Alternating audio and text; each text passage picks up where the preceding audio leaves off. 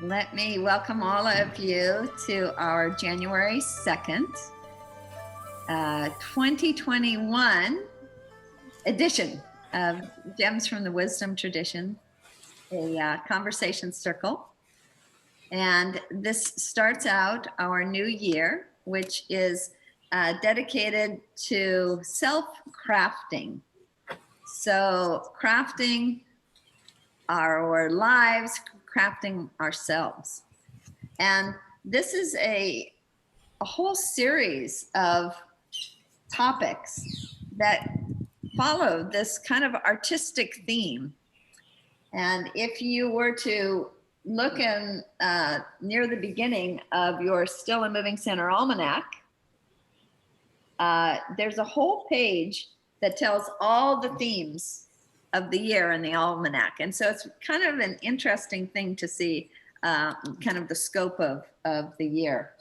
And I want to thank Kirk actually for helping me to choose the themes for this year's almanac.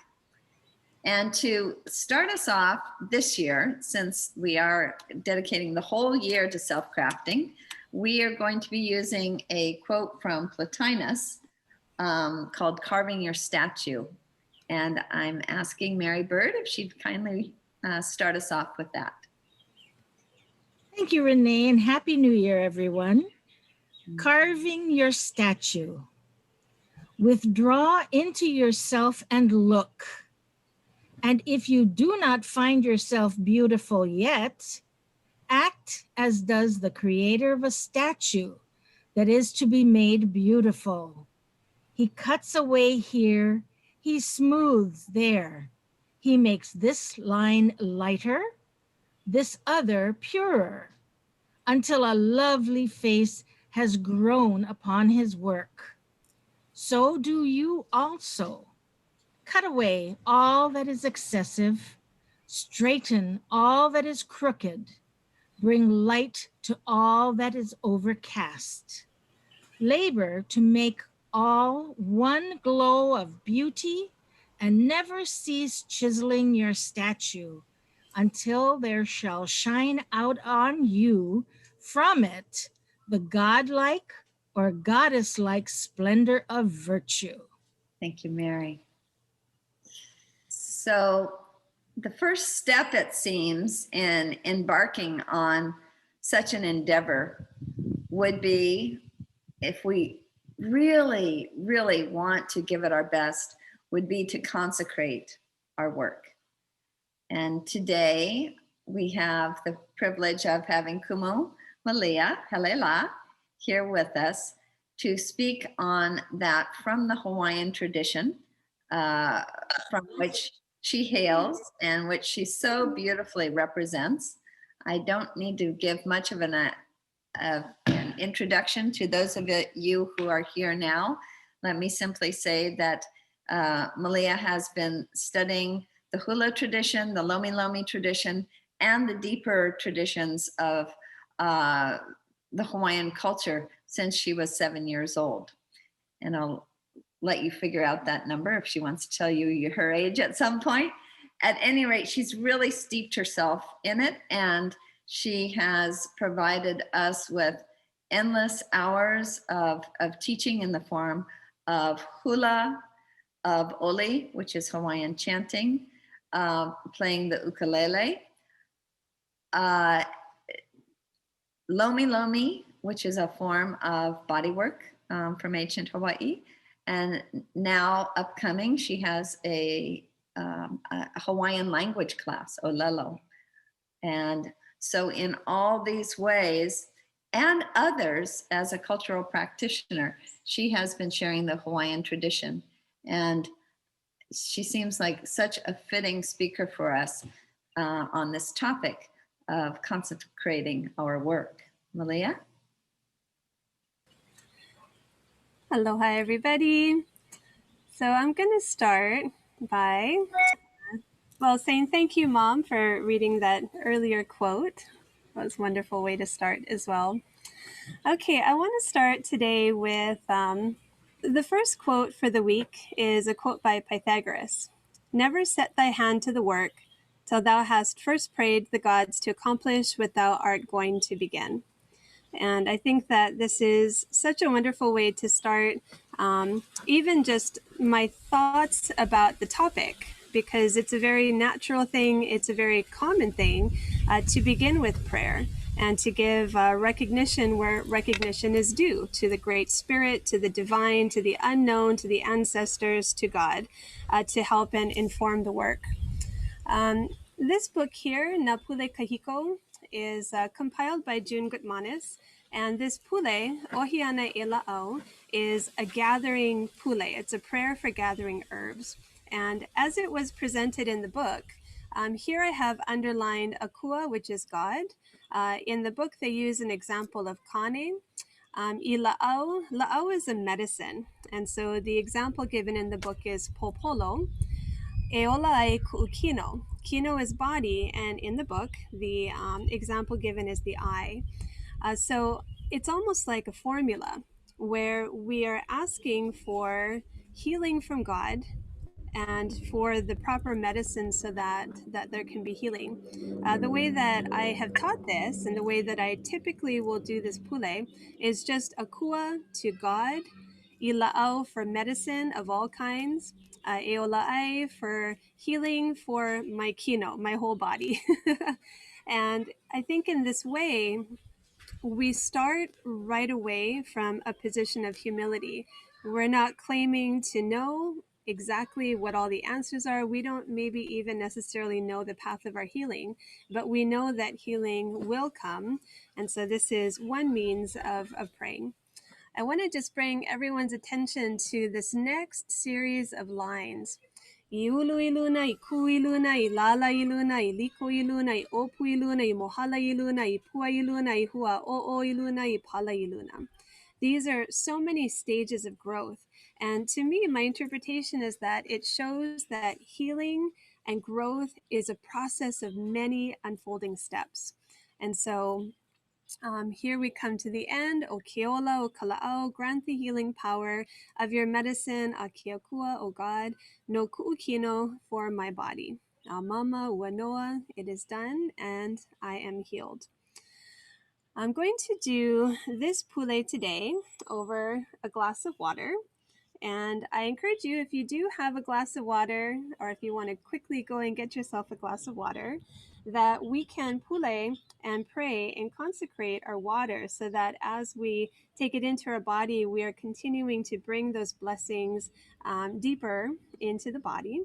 And at the end of my talk, we're going to do just a little activity for those of you who are interested and want to learn of using water to bless both ourselves as well as our spaces. And so again, if not at this point, maybe a little bit later, you're welcome to get a little cup or a bowl of water for that purpose. Okay, so here is Ohiana Ela'au, a prayer for consecrating medicine. I hele mai ne au e noia o e ke akua. Ila aue o lai kukino. I ulu iluna i ku iluna i lala iluna i liko iluna i opu iluna i mohala iluna i pua iluna i hua o iluna i pala iluna. O ke ola o kala'au a ke akua no kukino. A mama. And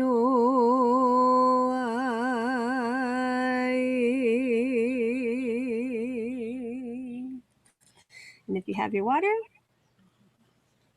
and go ahead and take a sip.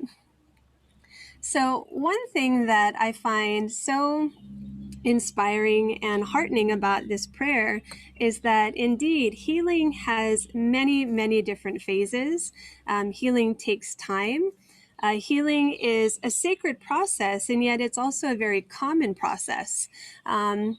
With the pule, I just want to read through the English. So the medicine that grew above, that stood above, that branched above, that budded and leafed above, that opened its flowers above, that full bloomed above, that bore fruit above, that matured above, that ripened above.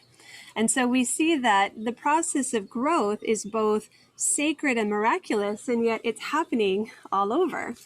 One thing that I was really, I guess, inspired to learn about Hawaiian herbal medicine is that when we gather medicine from the forest, we're not simply gathering, the active constituents of this particular plant or this particular leaf.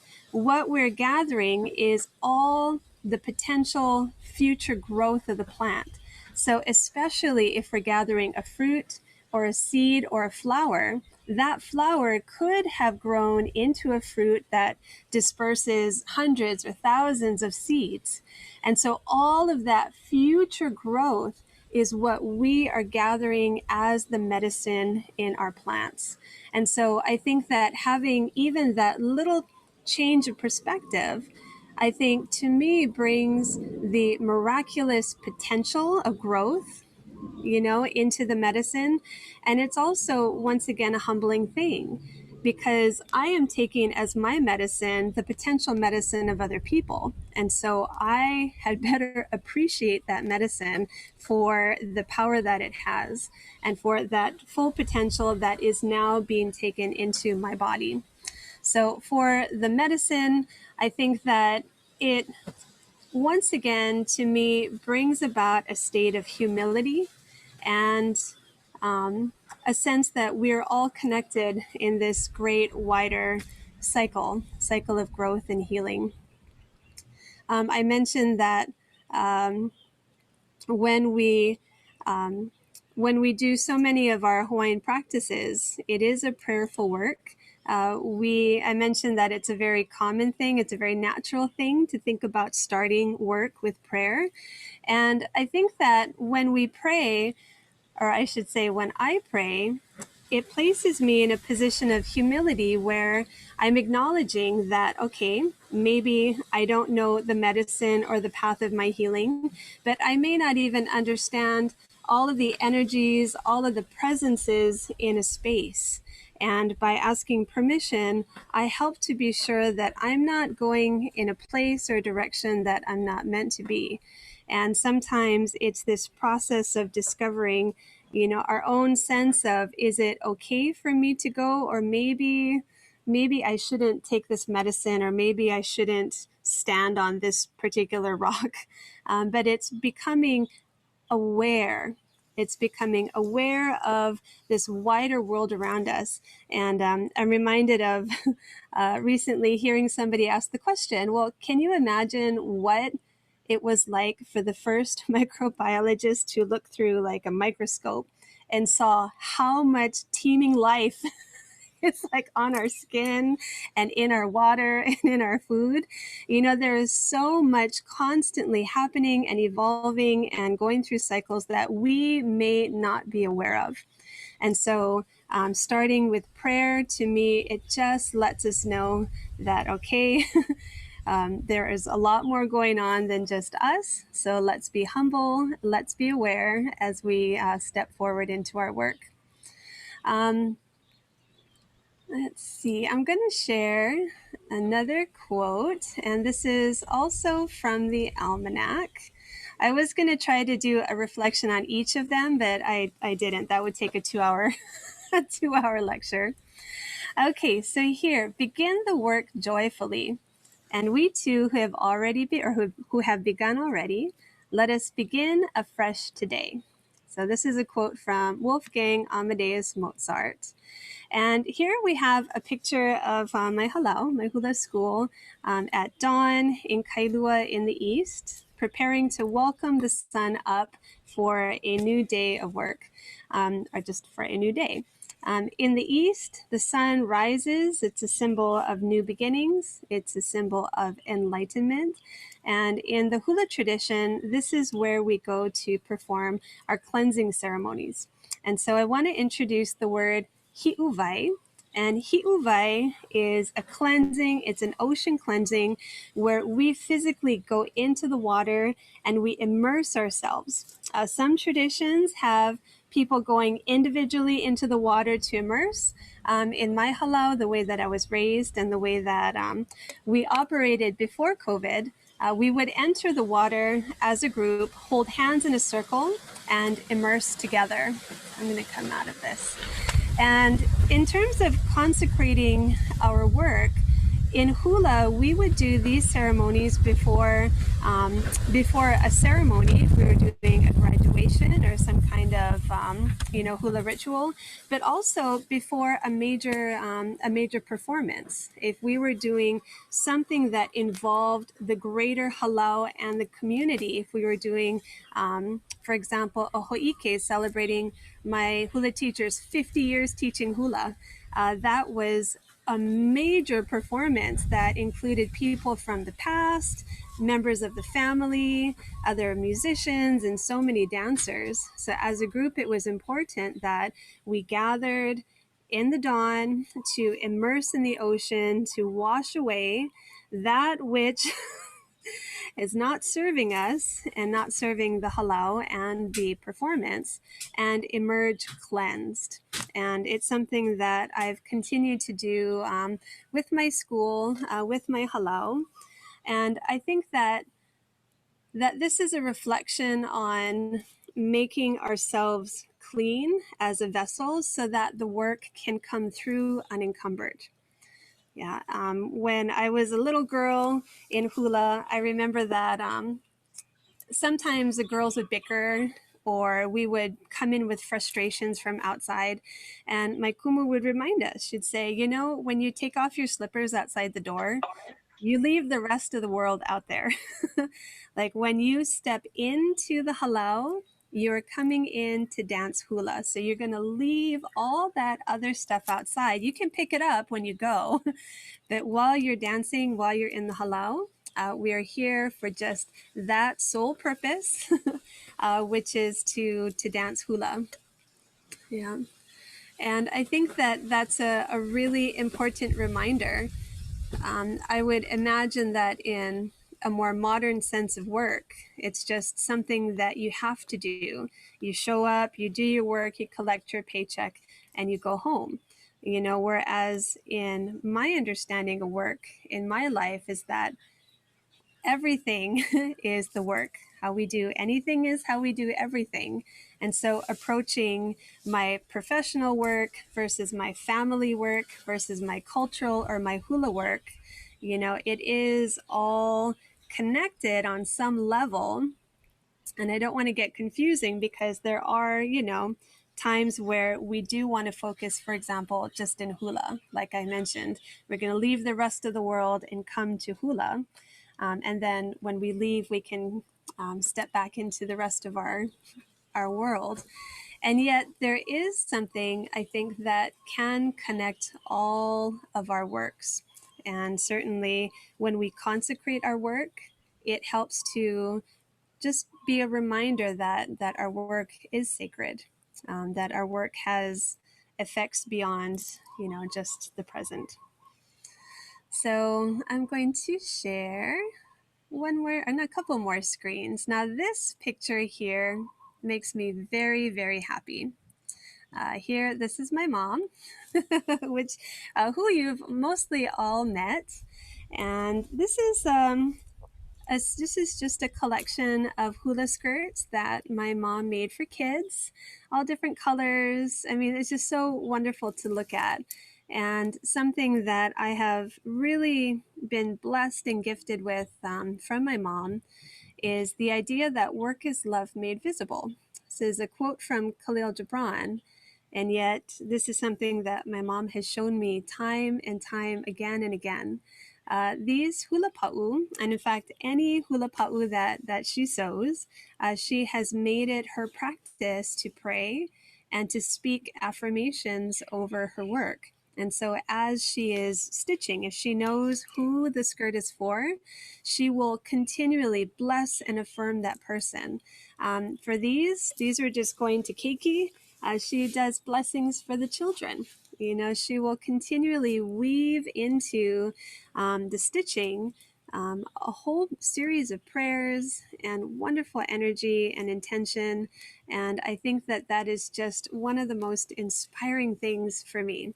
And it serves as again, a reflection, a reminder that there is so much of our work that when we consecrate, when we make sacred, when we acknowledge the sacredness of our work, then it serves such a greater purpose.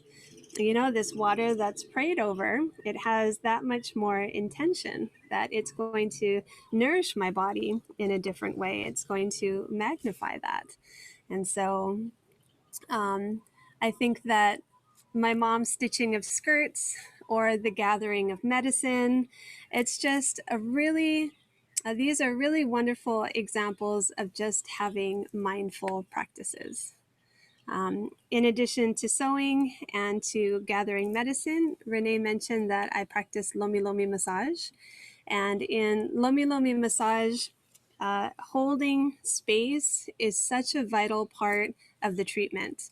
And I think I would consider that consecrating the work before somebody even comes into my room or to my table. I've already spent time clearing the space. Usually I'll take some essential oils and I'll anoint the door. And again, it's sacred and so common. It's not even something that I expend so much effort. I place the essential oils, I place it on the doorway so that as they enter, they're passing through this veil of fragrance. And it's such an important part of this unfolding process of healing, like in that opening prayer. You know, this plant that grew above, that leafed above, that branched above, that budded and flowered and grew fruit. Even stepping into the work and doing the work in a mindful way, I think it just reflects that process of healing. All right, I've got just a couple more slides for you. I want to share with you all. This is my hula teacher. So this is Auntie Pulu'elo. And there we go. And me when I was really little. So this is a quote from Pema Chodron from her book, The Places That Scare You. Throughout my life, until this very moment, whatever virtue I have accomplished, including any benefit that may come from this book, I dedicate to the welfare of all beings. And I wanted to include this picture of my teacher, of my kumu, because I'm so grateful to all teachers of all traditions, of all lineages, just for that selfless work of sharing knowledge, of passing knowledge down so that it continues and can be a benefit for all beings. One such book that is vitally important to those of us in Hawaii, and this is, yes, a picture of my Olelo No'eau. It has been through a lot. This is a book of Hawaiian proverbs that have been compiled by Mary Kavena Pukui. And I'm going to share with everybody a practice of cleansing called pikai.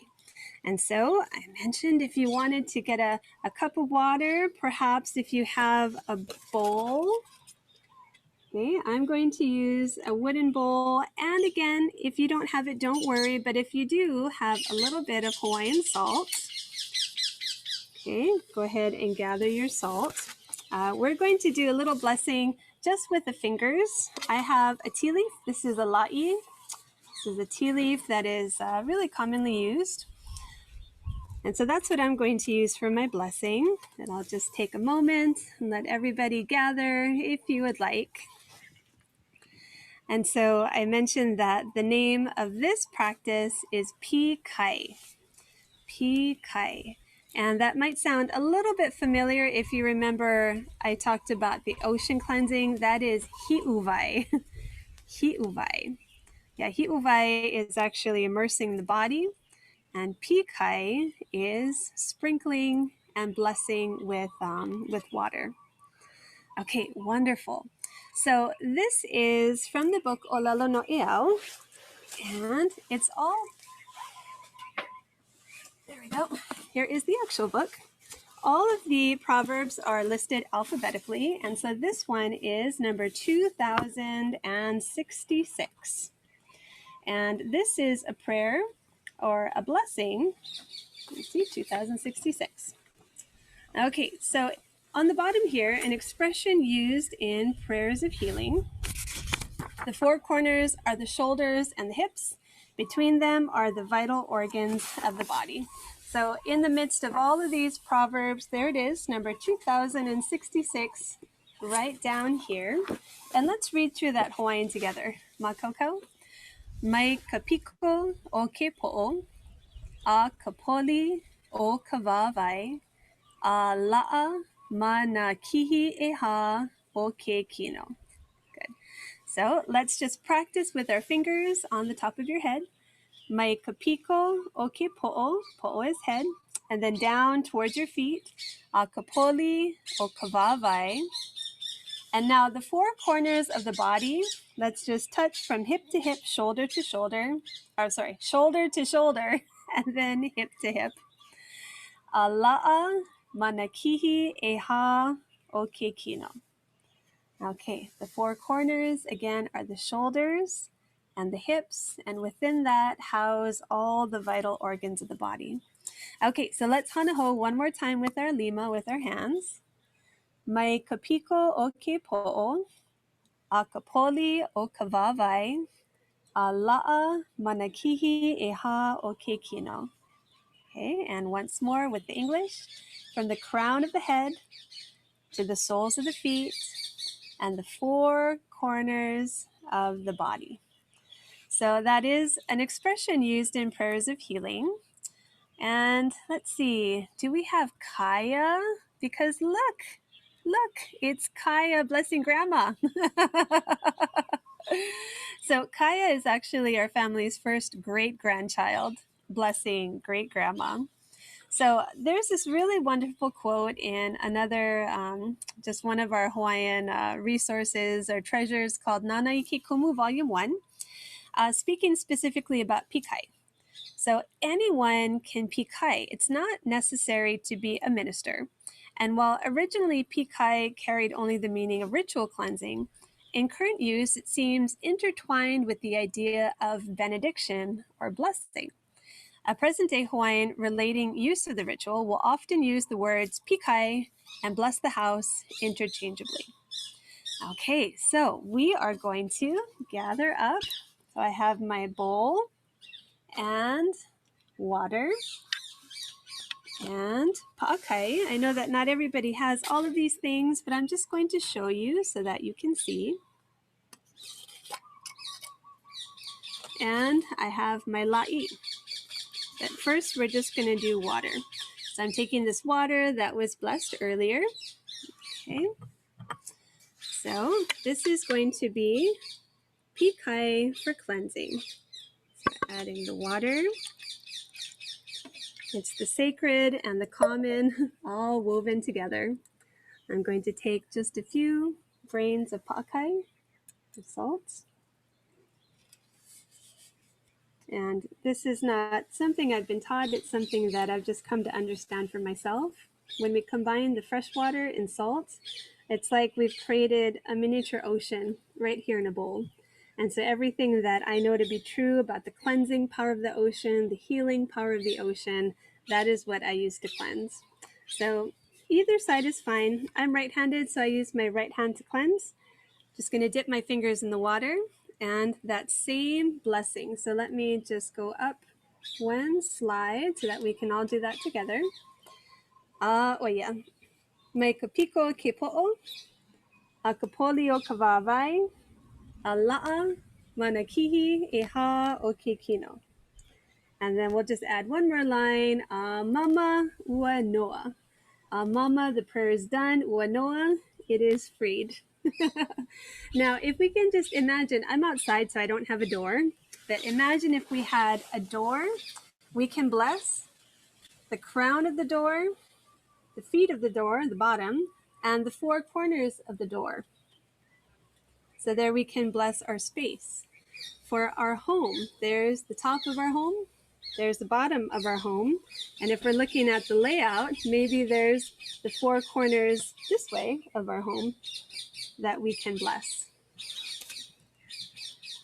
All right, and one more. I'm going to use my la'i And this time I'm going to bless all of you joining today. I'm going to bless the four corners of the computer screen. So this is for all of you here today, and happy New Year. Many blessings in 2021. Mai ka piko kipo a kapoli o kawawai a la'a manakihi e ha o ke kino. A mama ua noa.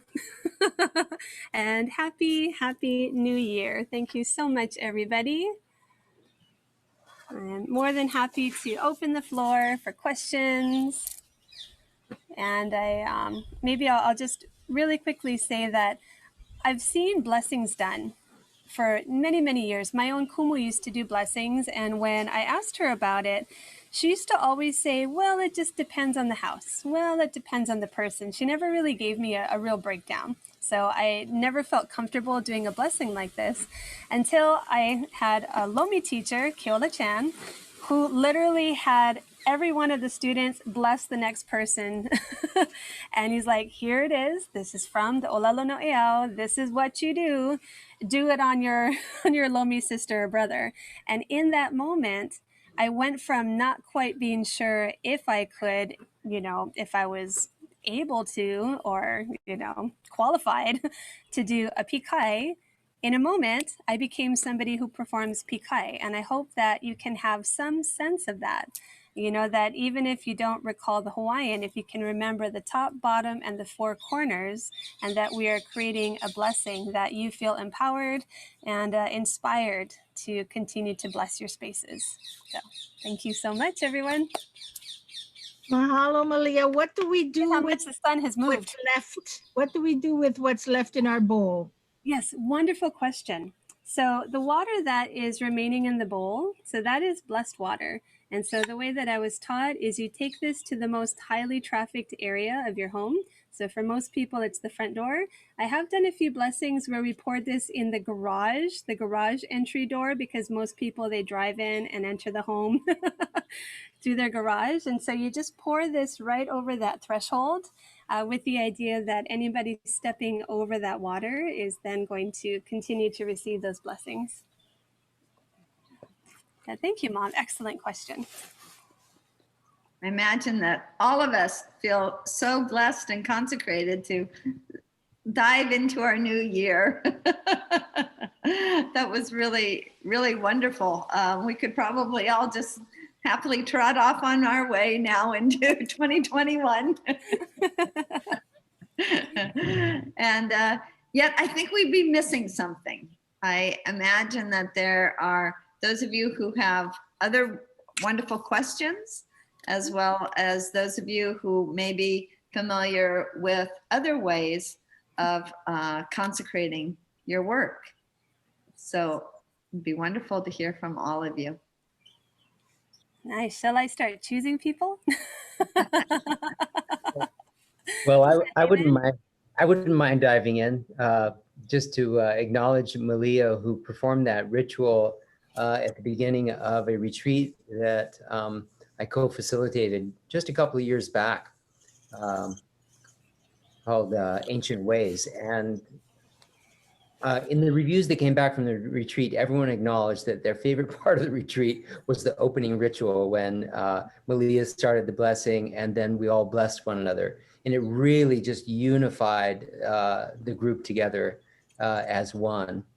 At which point the host picked up his ukulele and started playing, and Maliā jumped onto her feet and started doing a hula, and it was amazing. Thank you so much. I will never, ever forget that.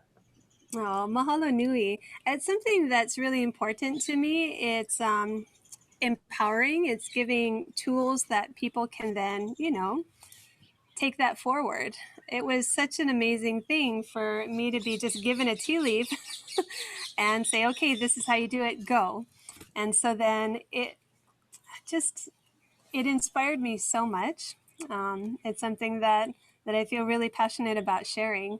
And yes, at this retreat, I think David had asked, okay, what do you need, Maliā? What do you need? I said, just make sure everybody's got a tea leaf.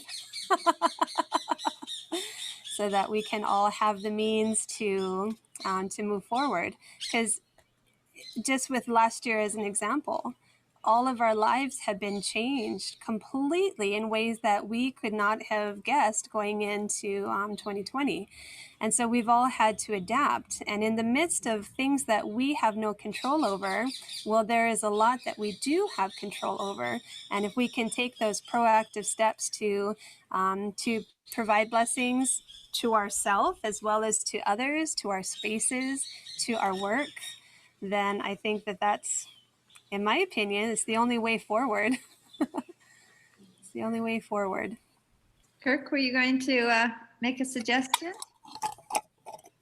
Well, I was also going to thank Maliā. It was so beautiful, very, very moving, and your natural joy that bubbles out of you as you explain this was really a blessing in itself. But what's coming to mind is that question about what is a blessing actually. Mm-hmm. And you mentioned that there was a number of words, key words and phrases that you mentioned that I think gave us a clue, and maybe we sort of all have an intuitive understanding of what that might mean. But how would you articulate it? What is that you are transmitting or giving when you give a blessing? Oh, that's so wonderful. I love questions. I don't know that I've ever answered this question. I don't know if I've ever really put it into words. What do I consider a blessing? What is being conveyed? And I do want to be clear that this particular blessing is incredibly simple. I love to share it because it does not name a deity or a place or a historical figure. It's just purely directional. And I think that there's safety in that simplicity. As a completely oral culture, Hawaiian language only became a written language in the 1800s. And so that is generations upon generations upon generations of transference of knowledge and mana, which is personal and spiritual energy, of genealogy, of knowledge and practices that all had to be conveyed from one soul to another. And that person would share then to another. And so I think that blessing to me encapsulates so much of that. It's definitely healing. It's definitely cleansing because that's what I've been raised with. You know, we do blessings so that we can be cleansed and made pure, that we can find healing and growth from within, that there can be the clearing of a space. I imagine like when you are planting something in the ground, you have to actually chip up all of the topsoil, work in the mulch, you have to prepare. And so a big part of that is that first clearing. And so clearing, cleansing, healing, goodwill. And I think this might bring us all the way back around to the word aloha that I haven't really touched upon yet. And aloha, I believe, is that loving kindness that comes from this place of absolute generosity and trust. And I know I'm kind of telescoping way out there, but when I think about my Hawaiian practices, I always come back to the land itself. You know, how we are a string of islands surrounded by the ocean, and yet somehow we are high islands with incredible aquifers of water. There are reefs around that are abundant with food and fish of all kinds. There's just such incredible abundance here in Hawaii. And the early inhabitants to Hawaii had so much land. There was no need to fight. Everybody had enough. And so I believe that some of that spirit of having enough, having plenty, and having more than enough to share is at the root of this aloha, that we have, that there's abundance and enough to share. And so somehow that's trickling into my understanding of what is a blessing. It's that I want everybody to experience that. I want everybody to experience space and plenty and skill, expertise, abundance, health, healing, clear space to do your work. That's such a big answer. I'm sorry. But thank you No, for just I think letting it me needs, start to kind of formulate that. yeah, it needs a big answer, I think. There was other couple of words that you mentioned. You mentioned the Great Spirit when you were first starting to introduce what a blessing is and how you consecrate, right? So you could say bringing your awareness to that which is divine and universal. So you mentioned the Great Spirit, you mentioned God, you introduced that quote from Pythagoras about praying to the gods to accomplish what one is about to begin. So it's like you're trying to bring to mind and heart what is highest in oneself, very highest, and mostly unmanifest, perhaps. And maybe we see reflections of it on, in the visible world, but it's a you could say like a noumenal divine presence, right? But that we don't give voice to often. We don't bring it to mind in general conversation. We're acting more at the level of practicalities and so on. And so, but the consecration has to do with this like elevation. It begins with the elevation of consciousness. But this and that the work that we're about to begin also is sacred. And it's recognizing that it can in itself is going to have hopefully a beneficial and healing effect. Would you say that kind of works into it too? I think so. A lot, but almost not. Like I'm reminded that I use the words, I think I repeated it a few times, sacred and common. I think that in my understanding of Hawaiian traditions, we were very, very close to our gods. And the gods were so many. There are the 4, the 40, the 400, the 400,000, like just so many different manifestations of the many gods. And what I think is really fascinating is that they're all considered brothers and sisters in their sphere. So Pele, who is known as the volcano goddess, her brother, of the lightning, and you see in the plumes of lava, lightning bolts. And so the lava and the lightning are brother and sister as they are in the deities. And they're so close. It's not like there's a need for us to elevate up because we are all coexisting in this space of sacredness. Like even for me, I chose this spot. I'm actually sitting on the ground because there's a kukui here, which is a sacred plant. It's light. There's actually kupu-kupu, which is a fern that is significant for growth and upright nature. And I'm reminded of one of the first times I went to California. I felt like the clouds were so high and so distant from me because here, I live right next to a stream and a mountain. The clouds will just embrace the mountaintops. Like everything is so close. So I think that while we do want to have an elevation in terms of, doing the best we can and elevating our skill and expertise, that ideally we're kind of all existing with the gods. Yeah, with the gods, with that sense of what is sacred within. And I heard a definition of God that I really appreciate from a Hawaiian practitioner, Kalenu Hiva.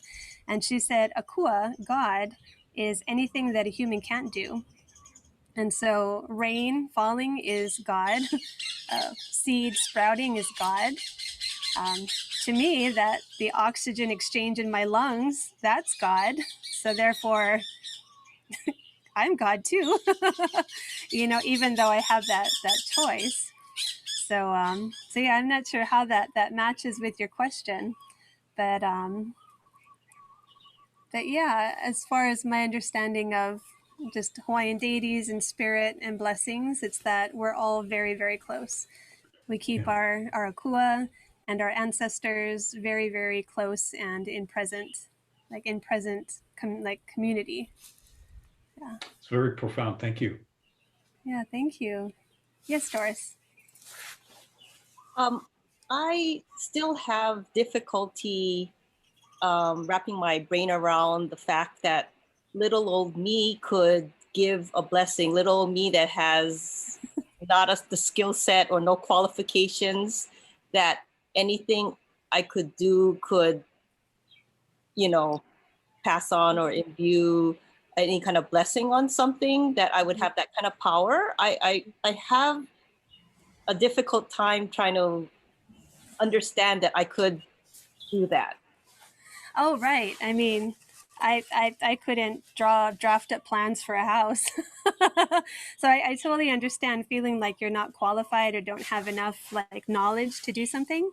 But I think that's where it's important to recognize kind of the stages of something. You know, you're not doing a high ceremony on a heiau. I wouldn't do high ceremony on a heiau. I don't have that kind of training. And yet, when we simplify it down to the very essence of providing goodwill and blessings from the top to the bottom and the four corners of something, super accessible. There's no, there's no deities, like I mentioned, no historical figures, not even a place. And so if we just think of the door, you know, up and down, four corners of the door, pour that blessed water so that whoever steps in and out is receiving some element of that blessing. And that's how we begin. As a hula person, I started with the basic steps and I struggled with those for years. Years and years I struggled. And then I had to learn how to add hand motions to those feet. And I just didn't think I'd ever be able to do it. And then gradually I learned to dance with other people. And then gradually I became a soloist. And so I would change that choreography to, you know, one part of the audience to the other, until finally I became qualified to choreograph the stuff myself. And so I think if we can understand that there is a curve, you know, what we're doing with this blessing is very pure. It's very accessible. And you absolutely, if you have ever cooked something with love and wrapped it and given to somebody, you can do this blessing. If you have changed a diaper or like wiped a tear from anybody's eye, from baby to elder, you can do this blessing. If you've ever like raised a plant, you know, so I think if we can bring it down to that very essence, I hope you feel that confidence and that capability, and that unique absolute expertise to do that. Thank you for the question. Thank you. And David? Yeah, I was just going to ask Doris if she ever put a Band-Aid on her son's boo-boo and then gave it a kiss. I think that's my first experience of a blessing. And you, boy, you could feel it, right? You could feel the healing power. Oh, I love that question and comment. Thank you so much. So I know we've been ranging kind of far and wide. I am curious to know if anybody else has any like opening protocol blessings. To me, consecrating the work, it's kind of making sacred the way to enter. And so I am just curious whether it's for professional work or for spiritual practice, any kind of opening ceremonies that you do. New Year's fireworks, we just had that going off here in Hawaii. Well, one of the quotes that you mentioned from Pema Children was to me a consecration. That idea that before one begins, one is offering whatever good may come out of the practice for the benefit of sentient beings. That is consecrating a space, consecrating an action, offering, making an offering to all those unseen, present or not, future, past, so that, to me, that's really a key. It also activates that you know, the point in the heart, right? It's the most beneficent wish that one could have, is that one's action is benefiting all sentient beings, right? What more could we ask for? You know? So to me, that's a key way of beginning. Mm-hmm. Oh, that's beautiful. Thank you. Because I think that recognizes that our work can go beyond ourselves, that there's these wider expanding rings. When you mention that, it brings to mind the idea that when we harvest the medicine, especially a seed or a flower, that all the potential future plants of that medicine is what you are taking into you. You know, there are these wider circles that that can be very powerful. And it's from one of the older almanacs. I feel like we've had it a few times, Renee, about every community or society needs those who will continue to plant mango trees, knowing that they'll never eat the fruit. I was wondering whether Ha'aleva could tell us about a Japanese tradition of blessing. And Japanese tradition blessing and sakaki is plant, sakaki Japanese plant, and sakaki leaf and halal and blessing. Thank you, Aya. And when do you do that blessing? Do you do it at the beginning of a new year? A new year and life ceremony, and people is yakudoshi and unlucky year. Japanese is unlucky years and unlucky and amamo wanoa and halal sakaki leaf. Thank you so much. I just learned about this sakaki today. That's funny that she mentions it. So it's written, the character for it is written with the symbol for tree and divine. So it's kind of like a divine, considered a very divine plant in the Shinto religion in particular. And so it's a type of evergreen tree. And anyway, it's also kind of like a border tree. So it's kind of like serves it to me like how we put tea leaves, a tea leaf plant to sort of ward off evil and to sort of keep something sacred is that sakaki tree, clariera in English. Oh, Thank you, Doris-san. Yeah, I've long been really interested in how people begin work. I recently have been re-listening to a book called The Art of War by Stephen Pressfield. And as a writer, he has a very, very specific protocol for going into his writing space, from what he pats, where he sits, and he repeats the blessing of the muses from Homer's The Odyssey by T.L. Lawrence. And so there's something about this this ceremony that opens the space for creativity. And in this book, he mentions another writer who is asked, do you write with inspiration or do you write on a schedule? And he says, oh, I write with inspiration, which luckily for me happens at 9 a.m. every morning. And so having a routine and a ceremony as a means to step into a different space has long interested me. Yeah, so I don't know if anybody has any thoughts on that type of opening ceremony or even a ritual for work. This is very much still in moving center influence on me, but most recently when I cooked Christmas Eve dinner and I, packed it up and gave it to certain families within my circle, I made this very conscious effort to, sweep and mop the floor and scrub down my sink and wipe down all the counters before I started cooking, because I don't do that every day before I cook my dinner or whatever, but it was very deliberate in that I just felt like it needed to be cleansed and just step into this fresh, workspace before I, started cooking the however many dishes I was about to prepare. So that's my most recent example that immediately came to mind, in terms of a kind of like a ritual.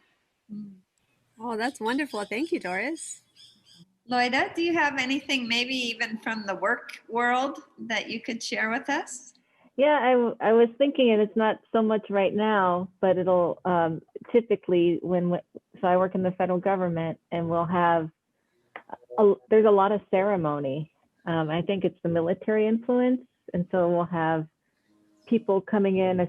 So Biden came at some point to our place and inaugurated the deputy secretary of energy one day. And, you know, but this happens with all sorts of rituals. They'll come in with the honor, with the colors, and, you know, sing the national anthem, and we'll do that basically for that and for retirement ceremonies. But I just love all the different ceremonies because it's just a time to reflect. And I mean, so I go to as many as I possibly can at work, because it's like you know, it's a different thing than if you're working in the private sector.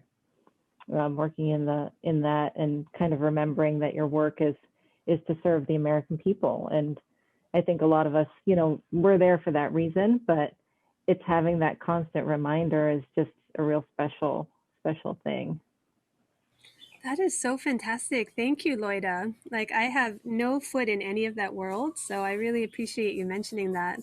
It reminds me of my mom just telling me how much she loves going to Mass for the rituals, you know, for the ceremonies that just bring such a sense of comfort.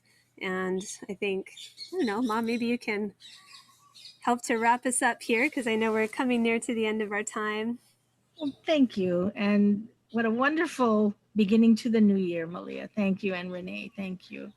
I was just reflecting. I started yesterday, the first day of 365 days to learn or to read the Bible. And it started with Genesis. And God created us in his image and likeness. So that to me is very, very special. We are not gods, but we are created in the image and likeness of God. He did it out of love. He didn't need to do it, but he did it out of love. Another thing that came to my mind when we're talking about all these blessings is that we live in a world that is full of negativity. And by blessing ourselves, blessing our families, blessing our workspaces, our cars, we are trying to protect ourselves and others. And it's really easy to, how many times do we go, oh, blank them, or, curse them? And that is the complete opposite of what we should be doing. So I love that we can turn that around, and where we're getting upset, just think about blessing them, blessing the other activities, blessing the other individuals, because we don't know what they're going through. And they certainly would benefit much more from being blessed than the other thing. Oh, absolutely, Mom. Thank you so much for bringing that up. The Gottfried Institute has for decades done research on marriage and relationships, and they've introduced the 5-to-1 golden ratio, which is for every negative comment or interaction, you need 5 positive ones to kind of neutralize it. So I think that we've all probably experienced the power of negativity in terms of our reactions. I have. And so thank you so much for that, Mom, as we can proactively extend our blessings, start to increase that, that part of uplifting each other and our families and communities and ourselves as well. Thank you so much. Mahalo nui, Renee, and everybody. Happy New Year. This is a very special day of the year, and I just want to thank you from the bottom of my heart for sharing it with all of us. Mahalo. Mahalo nui, everybody. Happy New Year. Thank you. Happy New Year. Aloha. Aloha. Happy New Year, and thank you. Happy New Year. Happy New Year.